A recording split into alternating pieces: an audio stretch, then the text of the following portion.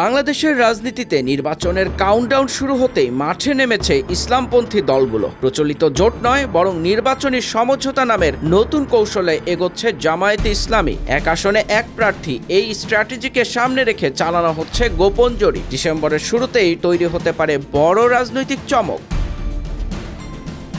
আগামী জাতীয় নির্বাচনে এখনও স্পষ্ট আসন সমঝোতার ঘোষণা দেয়নি জামায়াতে ইসলামী। তবে ইসলামী আন্দোলন সহ সমমনা 7টি দলকে নিয়ে 5 দফার অভিন্ন কর্মসূচির মধ্য দিয়ে চাপ বজায় রেখে কৌশল সাজাচ্ছে তারা। এক আসনে এক প্রার্থী নীতি ধরেই 8 দল মাঠ পর্যায়ে 300 আসনে জরিপ চালাচ্ছে। জনপ্রিয়তা ও বিজয়ের সম্ভাবনার ভিত্তিতেই চূড়ান্ত হবে আসন বণ্টন। ডিসেম্বরের প্রথম সপ্তাহে সমঝোতা চূড়ান্ত হতে পারে বলে জানাচ্ছেন নেতারা। জামায়াতের একজন কেন্দ্রীয় নেতা নাম প্রকাশ না করার শর্তে জানিয়েছেন 8 দলে আরও কিছু দল যোগ হতে পারে আর আসন সমঝোতায় চমক দেখা যেতে পারে। জীবন অবাক না করলে কে করবে? 28% মিল্ক ফ্যাটের অবাক করার সাথে ফ্রেশ মিল্ক পাউডার। জীবন অবাক করুক প্রতিদিন। জামায়াতের আমির শফিকুর রহমান বলেছেন, প্রচলিত কোনো জোট তারা করবেন না, তবে অনেক দলের সঙ্গে নির্বাচনী সমঝোতা হবে।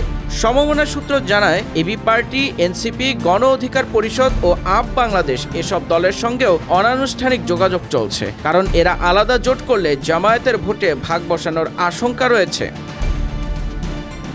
এনসিপি জানিয়েছে তারা ক্ষমতা বা আসনের জন্য কোনো সমঝোতায় যাবে না। জামায়াত ও সমমনা 8 দল জানায়, শুধু রাজনৈতিক হিসাব নয়, মাঠে কোন দলের প্রার্থী কতটা জনপ্রিয় সেটিও যাচাই করে আসন ছাড় দেওয়া হবে। নভেম্বরের মধ্যেই জরিপ শেষ হবে বলে জানিয়েছেন ইসলামী আন্দোলনের জ্যেষ্ঠ প্রেসিডিয়াম সদস্য সৈয়দ মোসাদ্দেক বিল্লাহ আল মাদানী। প্রেক্ষাপটে রয়েছে আরেকটি বড় বিষয়, এই নির্বাচন অনেকটাই দাঁড়াতে পারে বিএনপি জোট বনাম জামায়াত জোটের মুখোমুখি লড়াইয়ে। ফলে সমঝোতা আগে প্রকাশ করলে প্রতিপক্ষের প্রলোভন বাড়বে, এই আশঙ্কায় বিষয়টি গোপন রাখা হচ্ছে।